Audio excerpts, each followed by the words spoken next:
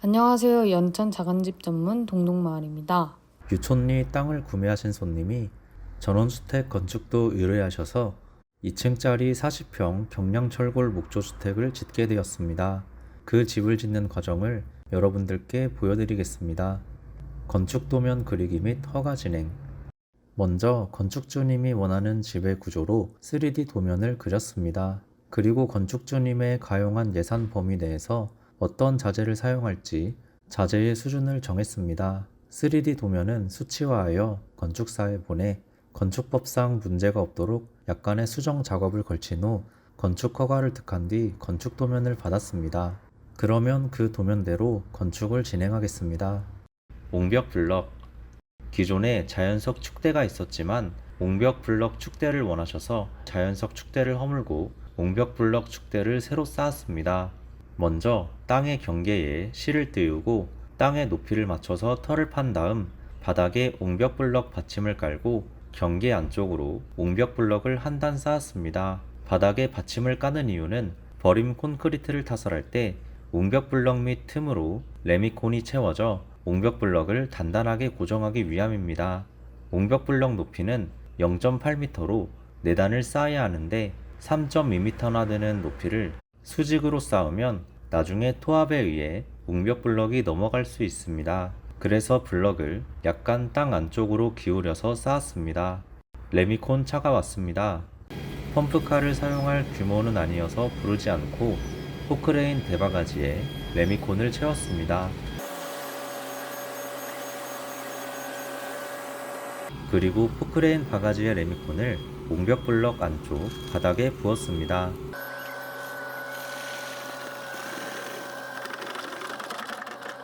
옹벽 블럭이 튼튼하게 잘 고정되겠네요. 계속 반복해서 레미콘을 옹벽 블럭 안쪽에 부었습니다.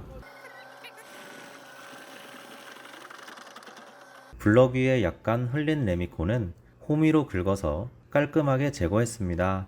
몇 번의 반복 작업 끝에 옹벽 블럭 안쪽에 레미콘 버림이 끝났습니다. 근데 이게 블럭 밑에 있는 틈을 지나 앞으로 흘러나올 줄 알았는데 안 흘러나오네요. 도로와 블럭 틈새에도 레미콘을 부었습니다. 옹벽 블럭 위에 흘린 레미콘도 깔끔하게 긁었습니다.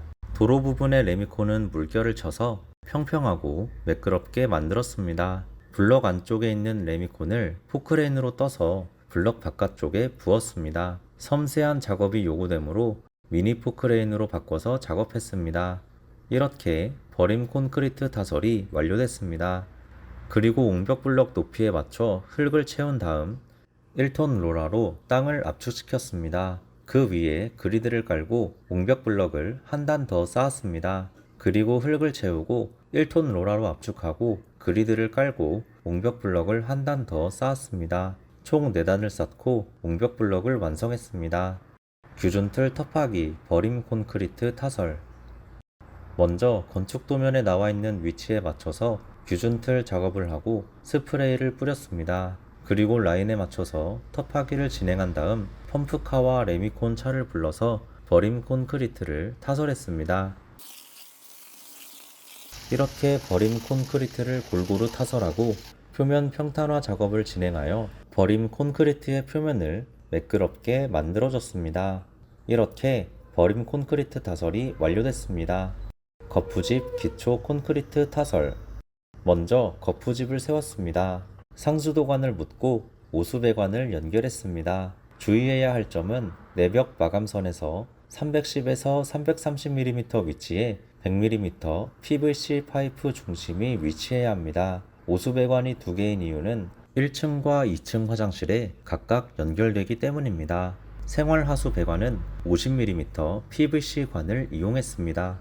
배관의 물이 집 밖으로 잘 흐르도록 구배를 맞추고 이물질이 들어가지 않게 막았습니다. 그리고 파이프를 이용하여 거푸집을 튼튼하게 고정했습니다. 그리고 기초 콘크리트 타설 시 물이 아래로 빠져나가면 콘크리트 강도가 감소하기 때문에 비닐을 깔았습니다. 그리고 이형 철근을 준비한 다음 150에서 250mm 간격으로 이형 철근을 작업하고 결속선으로 튼튼하게 묶었습니다. 철근과 비닐 사이는 스페이서나 벽돌 등으로 공간을 띄워줍니다. 그리고 콘크리트를 타설했을 때 압력에 의해 거푸집이 밀리지 않도록 강목재를 이용하여 보강 작업을 했습니다. 기초 단열재는 건축주님이 원치 않으셔서 넣지 않았습니다. 레미콘차와 펌프카를 불러서 기초 콘크리트를 타설했습니다. 그리고 표면 평탄화 작업을 완료했습니다. 기초 콘크리트의 표면이 매끄럽게 잘 타설됐네요. 2,000 years later. 콘크리트가 잘 양생되어 거푸집을 제거했습니다. 이렇게 기초 콘크리트가 완성됐습니다. 경량철골조 슈퍼데크. 먼저 경량철골조를 세우기 전에 먹줄을 이용하여 건축 기초선을 그었습니다. 그리고 150 곱하기 150 각 파이프, 150 곱하기 100 각 파이프, 100 곱하기 100 각 파이프, C형강을 준비했습니다. 베이스판을 각 파이프 기둥에 용접한 다음 지면과 기둥의 수직을 맞춰나가며 앙카볼트를 기초에 박았습니다. 그리고 슈퍼데크를 설치하기 위해 150 곱하기 100 각 파이프를 기둥 위에 올려서 용접했습니다. 그리고 슈퍼데크가 설치될 위치에 맞춰 슈퍼데크 틀을 튼튼하게 용접했습니다. 그리고 틀 안에 슈퍼데크를 설치했습니다. 아래서 본 모습은 이렇습니다. 콘크리트를 타설하기 전에 슈퍼데크 지지대를 설치하고 배관, 수도, 전기선을 2층으로 올라오게 작업한 다음 슈퍼데크 위에 콘크리트를 타설했습니다. 그리고 표면 평탄화 작업을 했습니다. 이렇게 슈퍼데크 2층 콘크리트 타설이 완료됐습니다. 3 days later. 며칠 뒤 가보니 콘크리트가 평평하게 잘 굳었습니다. 2층 화장실 부분은 목재로 경계를 구분하고 높이를 약간 낮췄습니다. 화장실 배관이 잘 빠졌네요. 전선과 상수도 배관도 잘 빠졌습니다. 2층 경량 철골조를 시공하기 전에 1층 기둥에 X 모양으로 보강 작업을 했습니다. 그리고 1층과 동일한 방법으로 각 파이프 기둥을 세웠습니다. 그리고 삼각형 모양의 지붕 트러스를 아래에서 미리 만들어 놓은 다음 크레인을 이용하여 기둥 위에 올려서 용접했습니다. 다락골조도 만들었습니다. 이렇게 경량 철골조가 완성됐습니다. 정말 멋지네요. 판넬 지붕 공사. 아쉽게도 판넬 지붕 공사 사진이 없어졌습니다. 과정을 못 보여드려 죄송합니다. 지붕 판넬을 올려서 앙카볼트로 고정하고 후레싱을 작업했습니다. 이렇게 지붕 판넬 후레싱 작업이 완료됐습니다. 구조목 스터드. 먼저 기초 바닥에 구조목을 앙카볼트로 고정했습니다. 그리고 천장 골조와 기둥 골조에 ST 타카를 이용하여 구조목을 고정했습니다. 그리고 380mm 간격으로 스터드 살대를 시공했습니다. 스터드 살대는 DT 타카 또는 피스를 이용하여 고정했습니다. 외벽에 사용한 구조목은 2x8로 두께가 38mm, 폭이 184mm입니다. 현관문과 샤시가 들어가는 부분은 규격에 맞게 수평과 수직을 맞춰서 시공했습니다. 이렇게 1층 외벽 구조목 스터드 살대 시공을 완료했습니다. 그리고 2층도 1층과 동일한 방법으로 구조목 스터드 살대를 시공했습니다. 2층에 있는 다락 공간은 아직 시공 중이네요. 이렇게 1층과 2층 모두 구조목 스터드 시공이 완료됐습니다. 그러면 시공 완료된 구조목 스터드를 영상을 통해 감상하시겠습니다.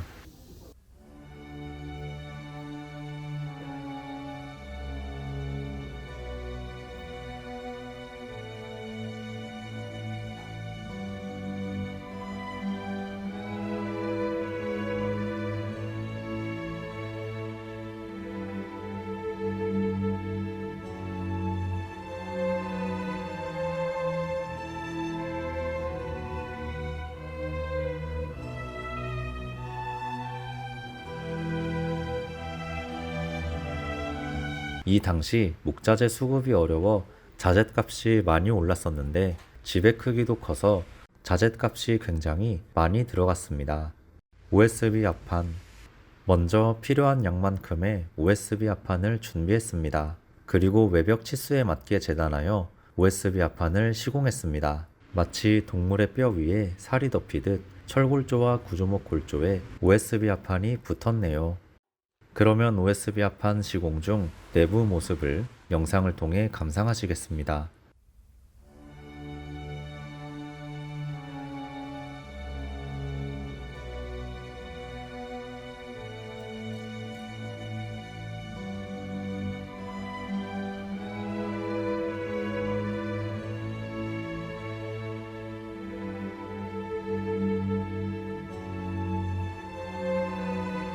2층 외벽과 다락 공간에도 USB 합판을 시공 중이네요. 그러면 시공 중인 2층 모습을 영상을 통해 감상하시겠습니다. 합판과 합판 사이에 미세한 틈이 보이는데 이는 USB 합판이 외부 환경에 의해 팽창하거나 수축하기 때문에 약간의 틈을 띄우고 시공한 것으로 정상적인 모습입니다.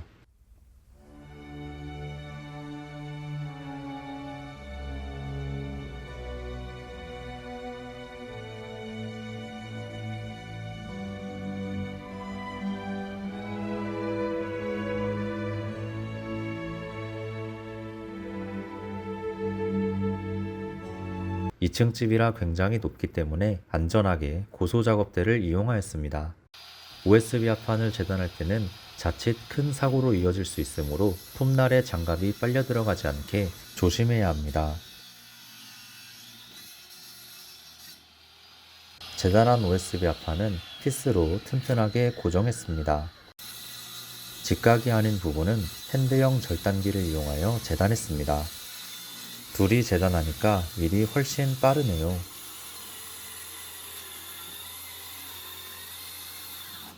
이렇게 외벽 USB 합판 시공이 완료됐습니다. 정말 멋지네요.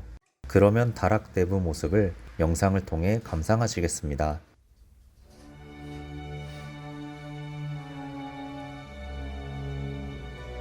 투습 방수지. 목조주택은 판넬집과 다르게 투습 방수지를 시공해야 합니다. 물은 아래로 흐르기 때문에 아래부터 시공했습니다. 그리고 높은 곳은 고소작업대를 이용하여 안전하게 작업했습니다. 현장 소장님이 투습 방수지를 잡아주고 건축 1팀장님이 타카를 이용하여 투습 방수지를 USB 합판에 고정했습니다.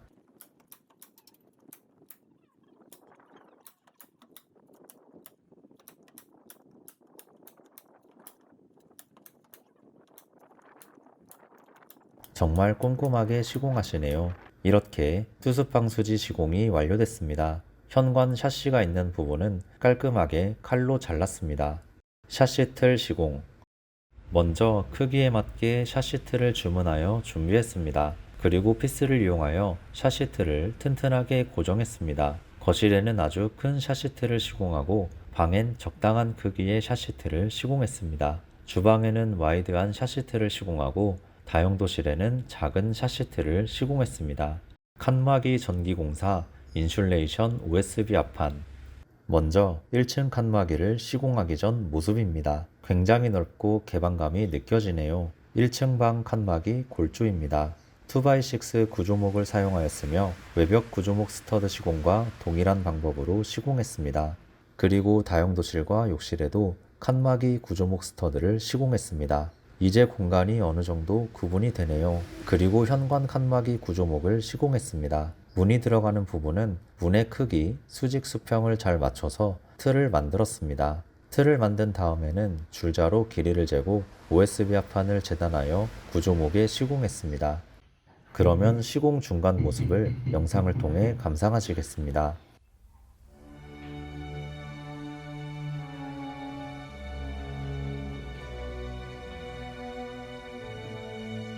이어서 2층으로 올라가 보겠습니다.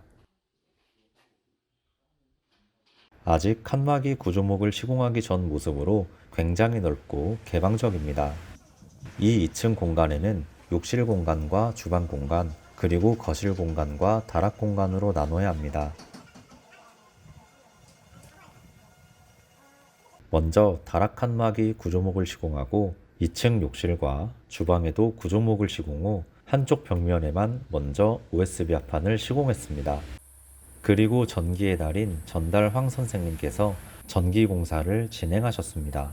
콘센트와 스위치 박스를 각각 필요한 위치에 설치하고 전선 주름관을 콘센트 스위치 박스에 연결하고 외벽과 칸막이 사이를 지나서 조명이 설치되는 곳 천장에 설치하고 그 안에 전선을 집어넣어서 연결했습니다. 외벽과 칸막이에 넣을 단열재 인슐레이션을 필요한 수량만큼 주문하여 준비했습니다. 그리고 외벽과 칸막이 구조목 스터드 사이사이에 인슐레이션을 타카로 박아 고정하고 USB 합판을 시공했습니다.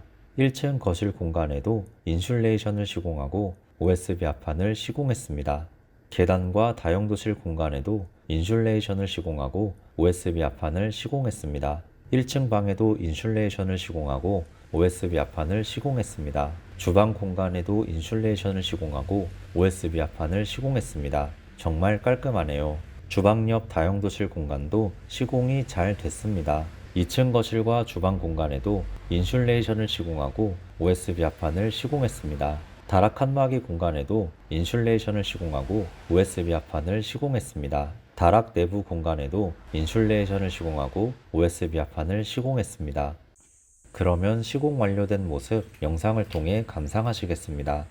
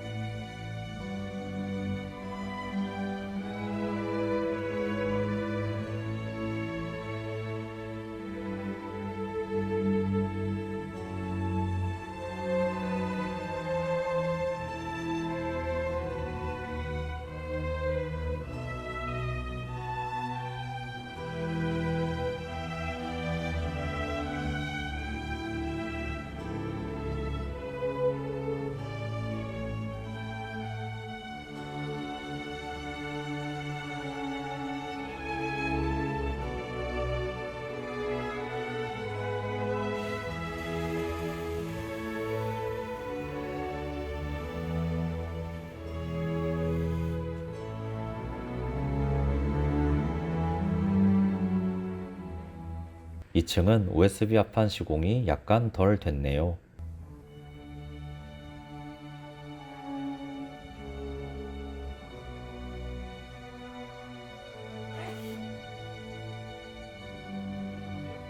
외장 벽돌 쌓기. 주택 외장을 1.2m 높이까지는 청고 벽돌을 쌓는 것으로 계획했습니다. 기초부터 쌓아 올려야 하는데 기초가 튀어나와 있어서 튀어나오지 않게 OSB 합판으로 일정하게 맞추고 먹줄을 띄워 가로선을 그었습니다. 시멘트 믹서를 이용하여 적당한 농도로 반죽하고 반죽한 레미콘을 벽돌 위에 올리고 그 위에 청고 벽돌을 일정한 간격으로 올려서 벽돌 뒷부분을 흑손으로 살살 두드려 벽에 미리 그어놓은 선에 맞췄습니다.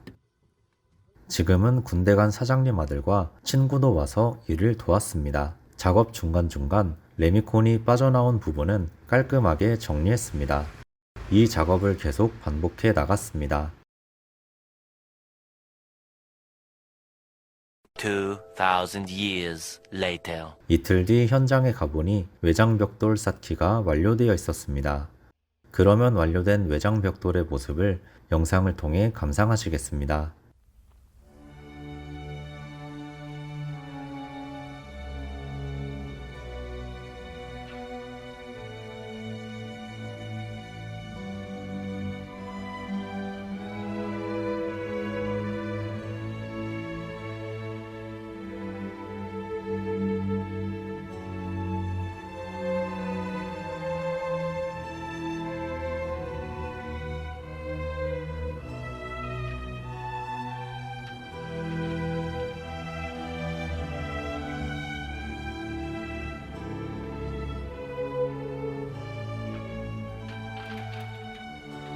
벽돌 위에는 세라믹 사이딩을 시공하기 위해 의자 베이스로 마감했습니다.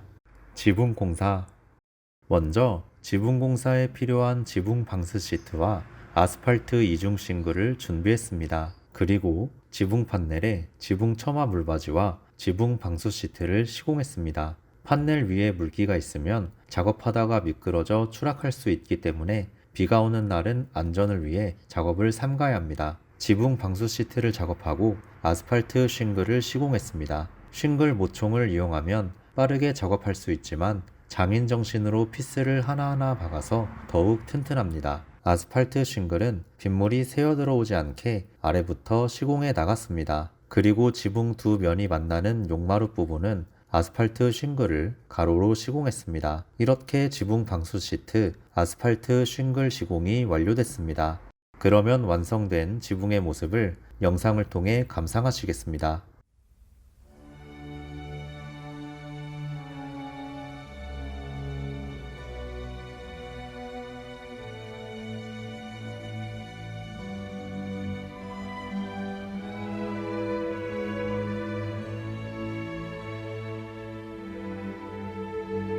세라믹 사이딩 샤시 시공.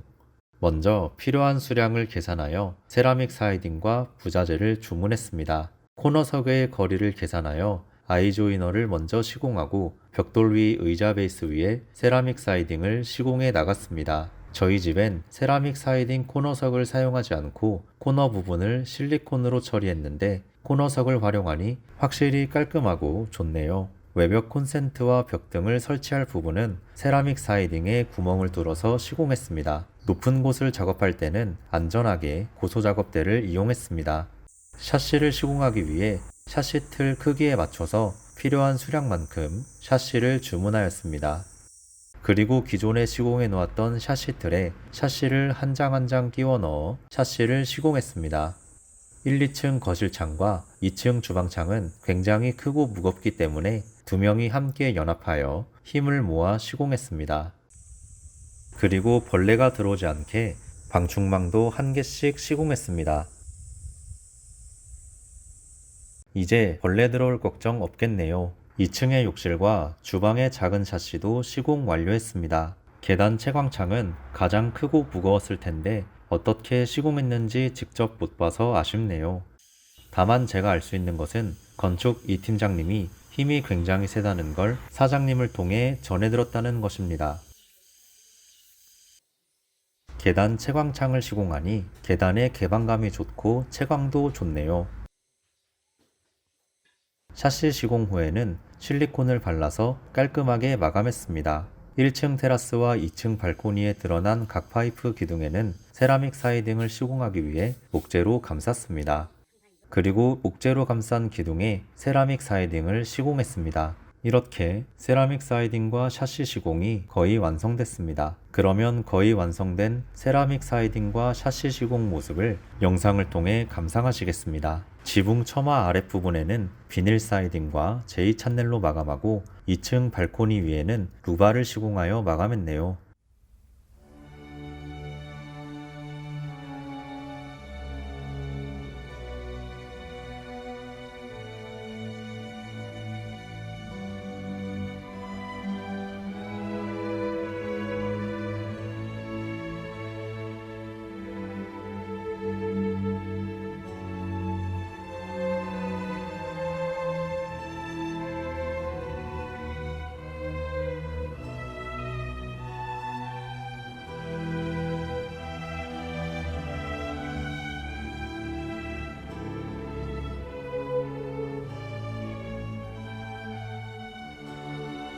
상수도 공사.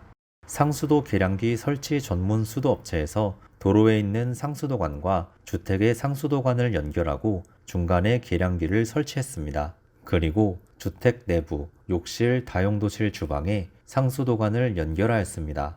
방통 작업. 먼저 바닥에 단열재를 빈틈없이 꼼꼼하게 깔았습니다. 그 위에 와이어 메쉬를 빈틈없이 꼼꼼하게 깔고 보일러 배관을 빈틈없이 돌려서 와이어 메쉬에 고정했습니다. 보일러 배관을 다용도실에 있는 보일러 분배기에 연결하고 차광막으로 덮었습니다. 그러면 차광막까지 작업 완료된 모습을 영상을 통해 감상하시겠습니다.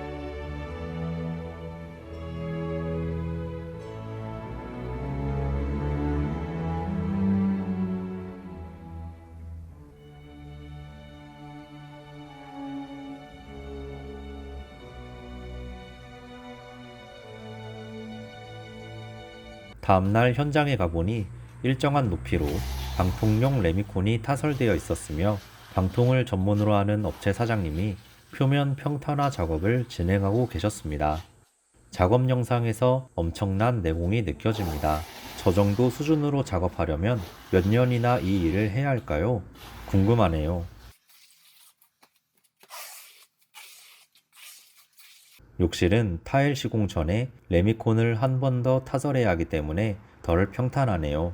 욕실과 현관을 제외한 곳은 표면 평탄화 작업이 한창 진행 중이었습니다. 정말 매끄럽네요. 2층 거실에서는 다른 사장님이 표면 평탄화 작업을 진행 중이었습니다. 발자국이 생기지 않게 발에는 평평하고 면적이 넓은 발판을 고정했네요. 이분도 내공이 상당하신 것 같습니다. 2,000 years later. 며칠 뒤 현장에 가보니 레미콘이 균열 하나 없이 잘 굳어 있었습니다. 그러면 완료된 방통 작업 모습을 영상을 통해 감상하시겠습니다.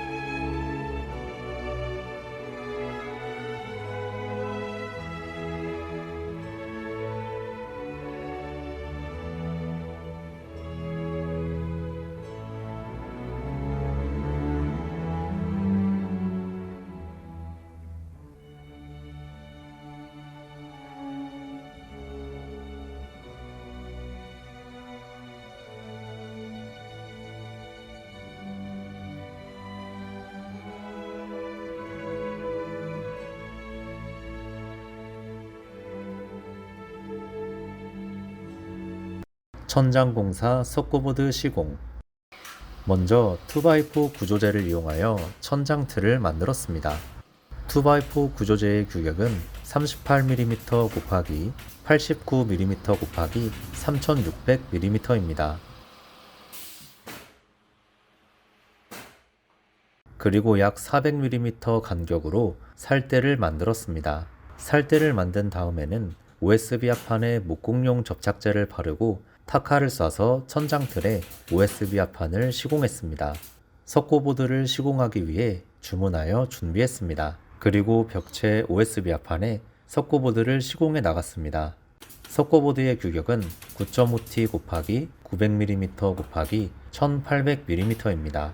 이 장면은 건축 이 팀장님이 석고보드를 OSB 합판에 시공하는 영상입니다. 타카를 쏘는 속도가 굉장히 빠르네요. 도대체 얼마나 빠르게 쏘는 건지 궁금해서 영상 편집 프로그램을 통해 분석해 봤는데 1초에 무려 5번이나 쏘는 걸 확인했습니다. 그런데 속도만 빠른 것이 아니라 정확하기까지 합니다. 석고보드를 재단할 때는 재단할 길이만큼 줄자를 뽑은 다음 줄자 끝에는 칼을 대고 시작 부분은 석고보드 끝에 고정하여 그대로 칼질을 하였습니다. 칼질 후에는 반대 방향으로 석고보드를 접고 종이 부분을 잘라내면 석고보드 재단이 끝납니다. 이렇게 하면 일일이 자를 부분을 연필로 그리지 않아도 돼서 석고보드를 재단하는 시간이 크게 단축됩니다. 재단한 석고보드를 시공할 부위에 끼워 넣었는데 윗부분이 살짝 걸려서 석고 대패칼을 이용하여 대패질을 하였습니다. 대패질을 하고 나니 딱 맞네요. 그 다음엔 디귿자 모양의 사둘둘 타카를 쏴서 석고보드를 OSB 합판에 튼튼하게 고정했습니다. 욕실에는 다습한 부위에서 높은 강도와 방수 성능을 유지하는 방수 석고보드를 시공했습니다. 1층 거실 천장은 루바 마감이기 때문에 석고보드를 시공하지 않았습니다. 거실 천장은 석고보드를 시공하지 않았지만 도배로 마감되는 안방 천장은 석고보드를 시공했습니다. 주방 천장도 도배로 마감할 것이지만 아직 석고보드 시공이 덜 됐습니다. 바로 옆에 있는 다용도실 벽은 내수성을 발휘하는 방수 석고보드를 시공했습니다. 2층 거실 벽에는 일반 석고보드를 시공하였습니다. 그리고 1층 거실과 달리 도배로 마감되는 2층 천장은 OSB 합판 시공 후 석고보드를 시공하였습니다.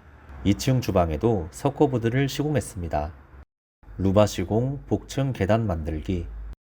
루바는 소나무로 만들어진 레드파인 루바와 편백나무로 만들어진 편백 루바를 사용하였습니다.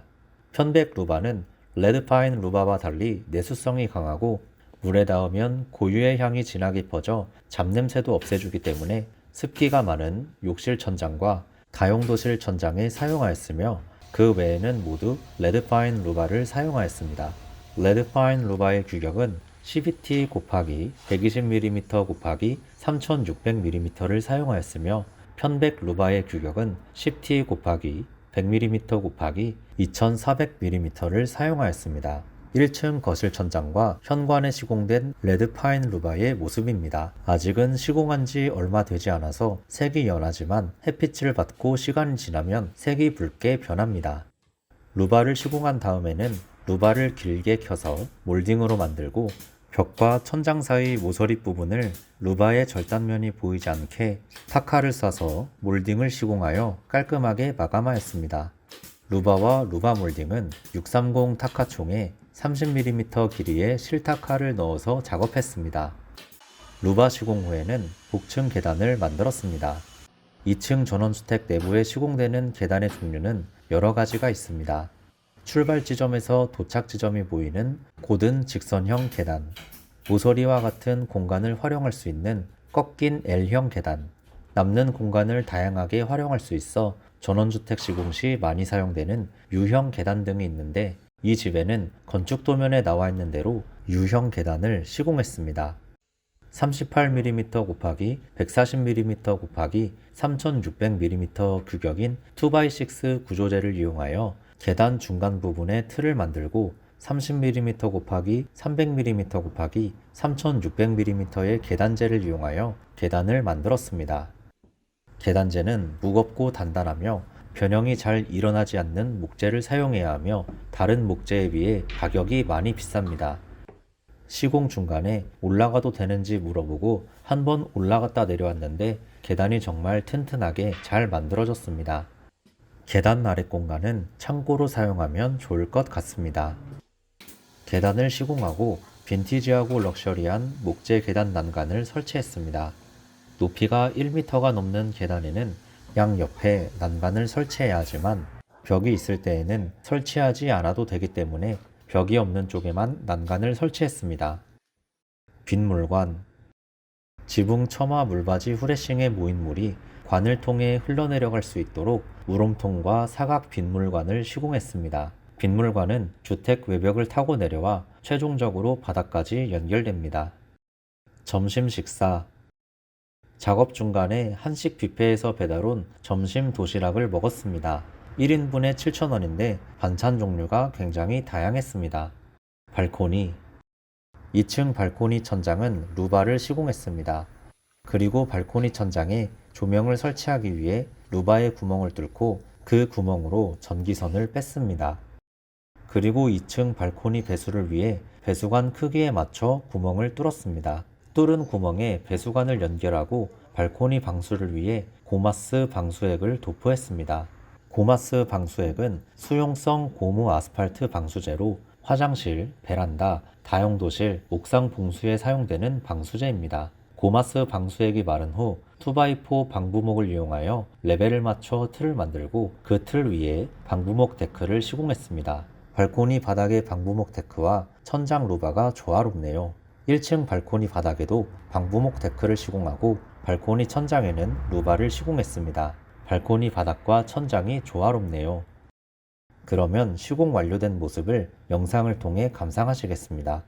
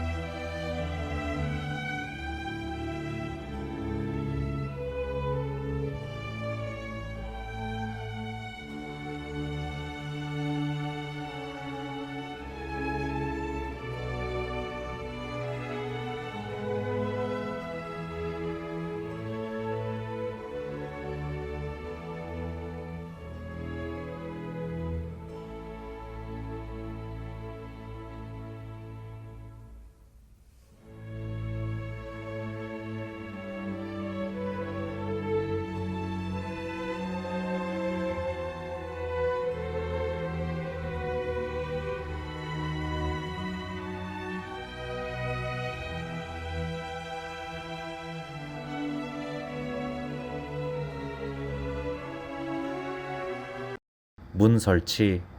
먼저 방화문, 삼연동 중문, ABS 도어, 슬라이딩 도어 등의 규격과 수량을 파악하고 문 판매업체를 통해 구매하여 배송받았습니다. 방화문은 잘 모르겠는데 그 외 ABS 도어나 슬라이딩 도어는 우딘숲 몰딩 도어에서 제작한 문입니다. 트럭에도 우딘숲 몰딩 도어라고 적혀 있네요. 제가 브랜드명을 말씀드리는 이유는 건축일기 영상 댓글에 영상을 보고 따라하기 위해 브랜드와 규격도 알려주면 좋겠다는 의견이 있기 때문이지 결코 광고를 하기 위함이 아닙니다. 건축 이 팀장님과 팀장님의 아버지이신 현장 소장님과 건축 이 팀장님의 형이 배송된 문들을 조심스럽게 트럭에서 내려서 집 안으로 옮겼습니다. 집이 커서 그런지 문이 굉장히 많네요. 현관문은 현관문을 설치할 곳 옆에 놓고 집 안에 시공할 문들은 1층 거실 안으로 옮겼습니다.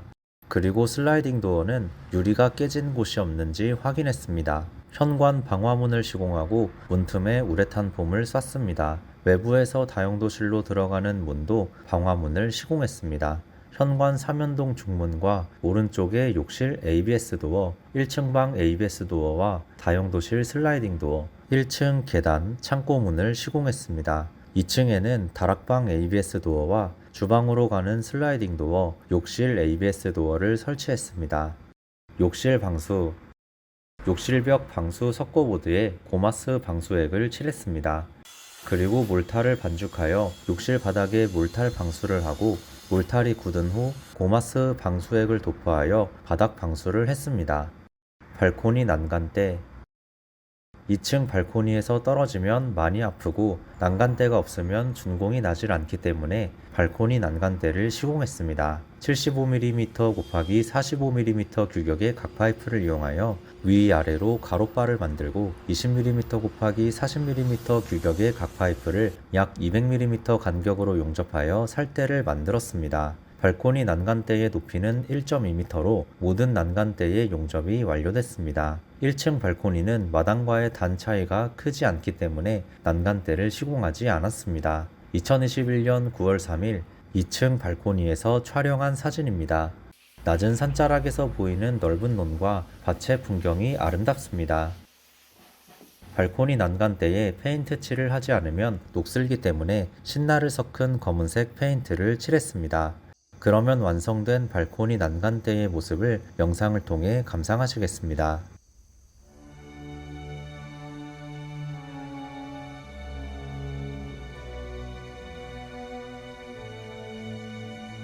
도배 시공. 도배를 하기 전 석고보드 사이의 틈새에 초배지를 시공했습니다. 초배지를 시공하는 이유는 보기 싫은 부분이 튀어나오지 않게 하고 벽면을 매끄럽게 해주어 도배를 깔끔하게 하기 위함입니다. 초배지의 종류는 부직포, 텍스, 에코텍스가 있는데 에코텍스는 초배지 종류 중 가장 단가가 높고 유해물질을 차단해주는 기능이 있다고 하네요. 초배지 작업을 완료하고 천장부터 도배를 했습니다. 부부가 집에서 셀프로 도배를 하면 부부싸움이 크게 날 수 있기 때문에 셀프로 도배하는 건 별로 추천드리지 않습니다. 천장 도배를 마치고 벽에도 도배를 했습니다. 도배를 하고 나니까 이제야 좀 집다워졌습니다. 타일 시공. 먼저 각 장소에 필요한 타일의 종류와 수량을 파악하고 구매하여 준비했습니다. 1, 2층 욕실 벽에는 와이드한 모양의 타일을 시공했습니다. 다용도실 벽에는 그레이 컬러의 타일을 시공했습니다. 1층과 2층 주방에는 표면이 매끄러운 타일을 시공했습니다. 현관 바닥에는 사모레를 만들어 바닥에 깐 다음 수평자와 흑손을 이용하여 바닥 수평을 맞췄습니다. 현관 바닥은 배수구가 없기 때문에 구배를 안 줬습니다. 타일 시공은 타일의 달인 타달 박 선생님이 진행하셨습니다. 타달 박 선생님은 예전부터 건축 이 팀장님과 건축 이 팀장님의 아버지이신 현장 소장님과 건축 이 팀장님의 형과 함께 넷이서 일을 해오던 분이며 저희 직원은 아니지만 일당을 받으며 함께 일을 하는 분입니다. 며칠 후 현관 바닥 타일 시공이 완료됐습니다. 1층 욕실은 배수구가 있기 때문에 구배를 줘서 바닥 타일을 시공했습니다. 2층 욕실은 먼저 욕실을 설치하고 사모레를 깐 다음에 접착제를 바르고 타일을 시공했습니다. 저희 집은 타일 구배가 맞지 않아 바닥에 물이 고여서 하자보수로 바닥 타일을 부분 재시공했었습니다. 다용도실 바닥도 구배를 맞춰 타일을 시공하고 타일 매질을 작업했습니다. 오일 스테인 칠하기. 발코니 바닥에 시공했던 방부목 데크에 오일 스테인을 칠했습니다. 오일 스테인은 두 번에 나눠서 칠했는데 첫 번째 칠할 때는 색이 조금 연하지만 두 번째 칠할 때는 색이 더 진해집니다. 이렇게 오일 스테인을 칠하면 데크의 수명이 늘어납니다. 계단 광택. 계단과 계단 난간은 사포를 이용하여 수작업으로 정성스럽게 연마를 하고 붓을 이용하여 바니쉬를 칠했습니다. 오일 스테인이 외부용이라면 바니쉬는 실내용으로 생각하시면 좋습니다. 바니쉬도 2회에 걸쳐서 칠하고 계단 틈새는 실리콘으로 꼼꼼하게 마감했습니다. 위생도기. 1층 욕실에는 욕조를 설치하지 않고 다로스 해바라기 샤워기와 세면대 그리고 수림 양변기를 설치했습니다. 사진엔 나와 있지 않지만 수림 양변기 위에는 거울 수납장을 설치했습니다. 2층 욕실에는 욕조를 설치하였으며 다로스 샤워기와 세면대를 설치하고 수림 양변기를 설치했습니다. 1층과 마찬가지로 사진은 없지만 수림 양변기 위에 거울 수납장을 설치했습니다. 다로스 V1-600C라는 명칭의 욕조 샤워 수전인데 샤워기 헤드 부분과 손잡이를 제외하고 모두 블랙 컬러로 되어 있어서 디자인이 유니크하네요. 데코 타일. 먼저 바닥을 깨끗하게 청소하고 데코 타일 접착제를 골고루 펴바른 다음에 데코 타일을 빈틈없이 정성스레 장인 정신으로 한 장 한 장 시공해 나갔습니다. 바닥 데코 타일의 장점은 장판보다 높은 압축률로 가공되어 찍힘이나 눌림에 강하고 습기에 강하며 오염 관리가 쉽습니다. 단점은 바닥 난방으로 인해 타일 사이가 벌어지는 경우가 있지만 온돌용 데코 타일 제품은 이러한 점이 보완되어 있습니다. 그러면 시공 완료된 데코 타일의 모습을 사진을 통해 감상하시겠습니다. 조명 인테리어. 조명 인테리어는 전기의 달인 전달 황 선생님 팀이 작업했습니다. 1층 거실과 복도의 조명 인테리어입니다. 1층 방과 주방 욕실의 조명 인테리어입니다. LED 평판 조명을 사용하였네요. 2층 거실과 계단 조명 인테리어입니다. 계단 조명은 마치 DNA처럼 생겼네요. 2층 다락방과 거실, 욕실 조명입니다. 모두 LED 평판 조명을 사용하였네요. 주방 천장에는 화재 감지기도 설치하였습니다. 주택 외부 조명입니다. 발코니 천장에는 LED 평판 조명을 설치하였으며 어두운 밤에도 마당을 환하게 비춰주는 LED 전구가 들어있는 벽등도 설치하였습니다. 신발장, 붙박이장, 싱크대. 현관에 설치된 신발장입니다. 붙박이로 되어 있어서 공간 효율이 아주 좋습니다. 1층 주방에 설치된 싱크대입니다. 비닐 포장 안에는 전기 인덕션이 설치되어 있습니다. 좌측에는 밥솥, 전자레인지, 에어프라이어, 오븐 등을 놓을 수 있는 공간이 형성되어 있으며 우측에는 냉장고 놓을 공간이 넓게 형성되어 있습니다. 2층 싱크대입니다. 전기 인덕션이 설치되어 있습니다. 그러면 시공 완료된 모습을 영상을 통해 감상하시겠습니다.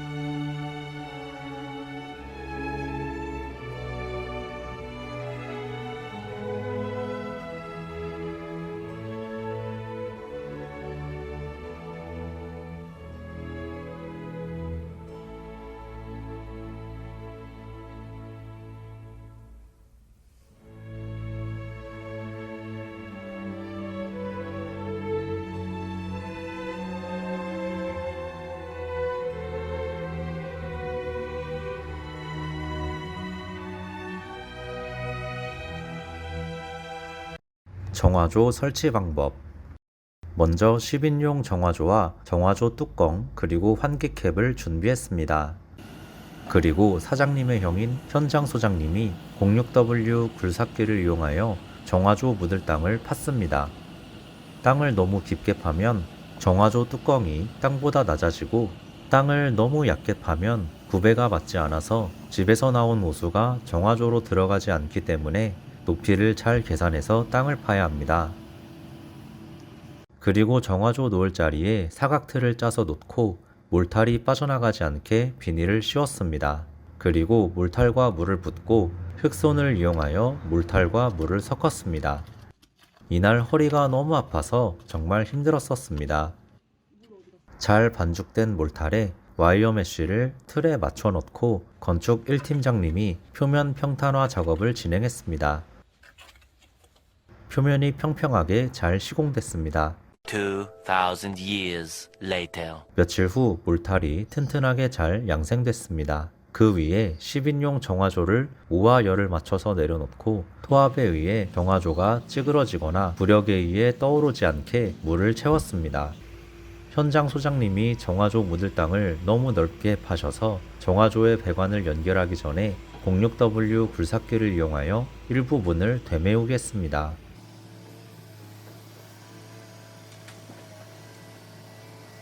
그리고 미니 굴삭기로 벽돌 아래의 흙을 살살 긁어내며 기초에 숨어있는 변기와 연결된 오수배관을 찾았습니다.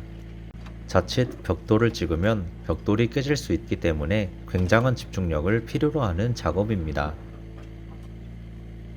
드디어 오수배관을 찾았습니다. 그리고 구배를 맞춰서 PVC관 연결부에 본드를 바르고 정화조에 연결했습니다. 그리고 정화조 뚜껑을 닫고 되메우기 했습니다. 환기관도 연결했네요.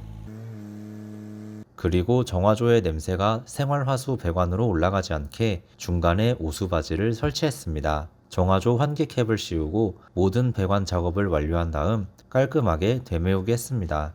마당 배수로 공사. 많은 비가 내려도 마당에 빗물이 고이지 않게 건축 도면에 나와 있는 대로 마당 배수로 공사를 해야 합니다. 먼저 앞마당 가장자리에 레벨을 맞춰 땅을 파고 구배를 주면서 그레이팅이 없는 유형 측구 수로관을 묻었습니다. 유형 측구 수로관은 암수의 방향을 맞추면서 하나하나 끼워 나갔습니다. 그리고 코너 부분에는 콘크리트 집수정을 묻고 이중 주름관을 연결했습니다. 옆마당에는 경사지에서 내려온 물이 흘러나갈 수 있도록 유형 측구 수로관을 묻고 그레이팅을 얹었습니다. 콘크리트 집수정에도 그레이팅을 얹었습니다. 작업 중간에 전봇대 설치하는 분들이 오셔서 전봇대를 설치해주고 갔습니다. 뒷마당에 있는 콘크리트 집수정에는 이중 벽관을 연결하기 위해 건축 2팀장님이 구멍 크기에 맞춰 전동 해머 드릴을 이용하여 집수정에 구멍을 뚫었습니다.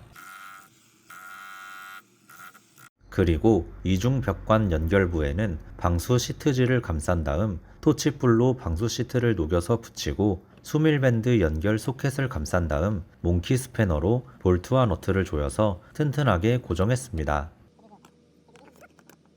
코너 부분에는 콘크리트 원형 집수정을 묻고 콘크리트 원형 집수정에 구멍을 뚫고 이중 벽관을 연결해서 최종적으로는 도로에 있는 콘크리트 우수 집수정에 연결했습니다. 그러면 연결된 이중 벽관의 모습을 영상을 통해 감상하시겠습니다.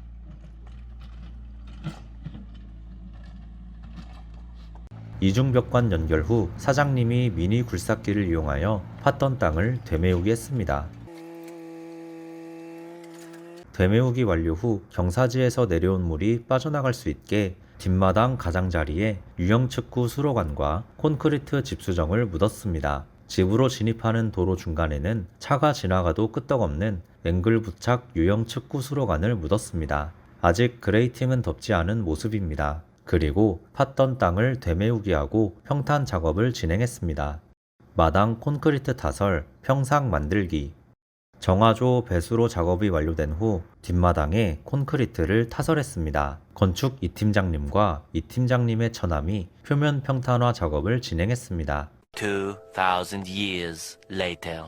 며칠 뒤 현장에 가보니 콘크리트가 튼튼하게 잘 양생되어 있었습니다. 11월 9일에 촬영했는데 그새 낙엽이 많이 떨어졌네요.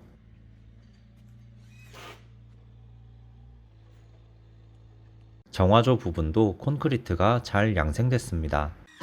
콘크리트 양생 후에는 방부목 데크를 이용하여 평상을 만들었습니다. 평상을 만드신 분은 저희 직원이자 예전에 올려드린 장탄리 전원주택 짓기 영상 속에 이렇게 평상 만들기가 완성됐습니다. 이제 뒷마당에서 고기도 구워 먹고 여름에는 평상에 앉아서 백숙도 먹으면 좋겠네요. 보일러를 설치하기 전에 가스 공급 업체를 통해 보일러 가스 배관을 연결하고 LPG 소형 탱크를 받칠 콘크리트를 양생 후 LPG 소형 탱크를 앙카볼트로 고정하고 LPG통도 2개 갖다 놓고 가스 계량기를 설치했습니다. 그리고 에너지 효율 1등급인 경동나비엔 친환경 콘덴싱 가스 보일러를 보일러 직원분이 가져오셔서 1층 다용도실에 한 대를 설치하고 2층 주방에도 한 대를 설치했습니다. 이제 한겨울에도 추위 걱정 없겠네요. 수돗가 만들기, 잔디 심기, 마당 울타리.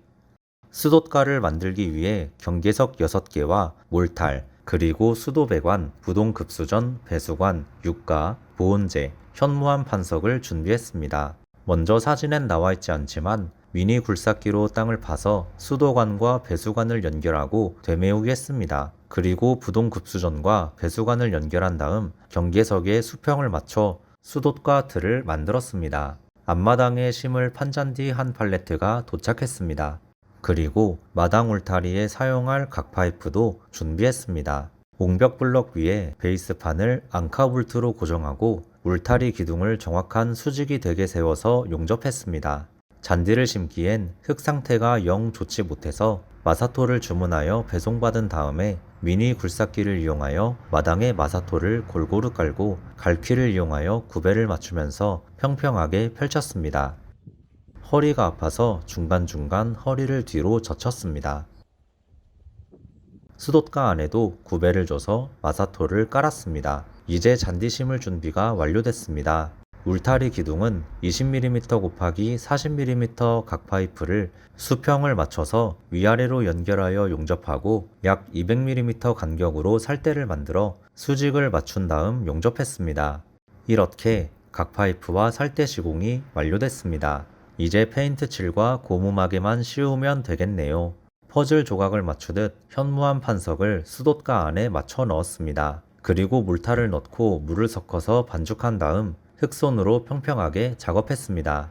주택으로 들어가는 진입로와 뒷마당 옹벽 블럭과 배수로 사이에 판잔디를 깔고 물을 듬뿍 주었습니다.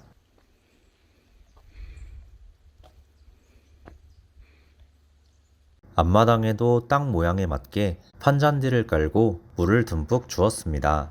이제 매년 잔디를 깎아야 합니다. 건축 이 팀장님의 아버지이신 현장 소장님이 마당 울타리에 녹이 생기지 않게 검은색 페인트를 칠했습니다. 붓에 페인트를 묻히고 몇 번 털어줘야 페인트 똥이 생기지 않고 깔끔하게 칠해집니다.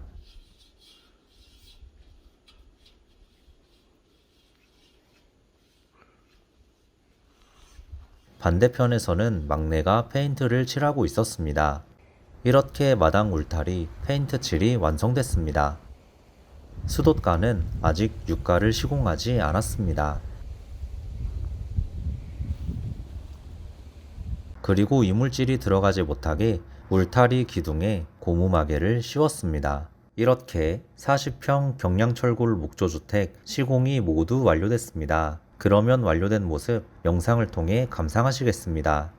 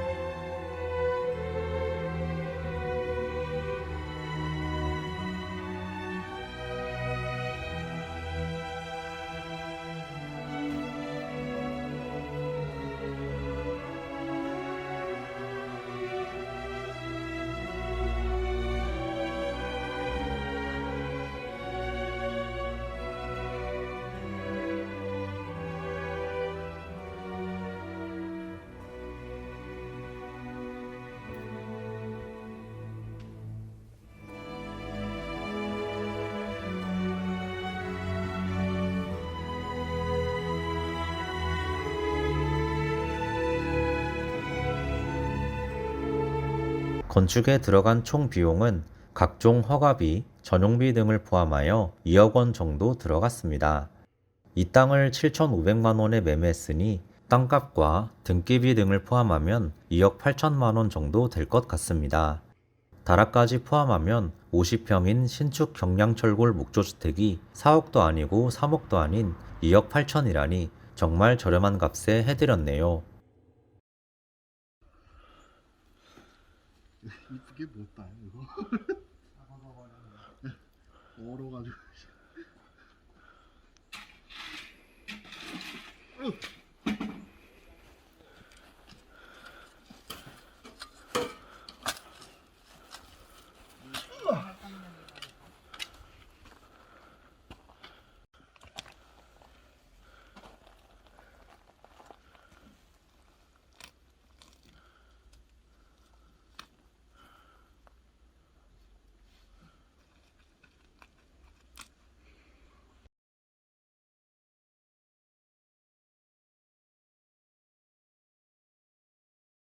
그럼 여러분들 긴 과정 끝까지 봐주셔서 감사드리며 구독과 좋아요 하나씩 꼭 부탁드립니다.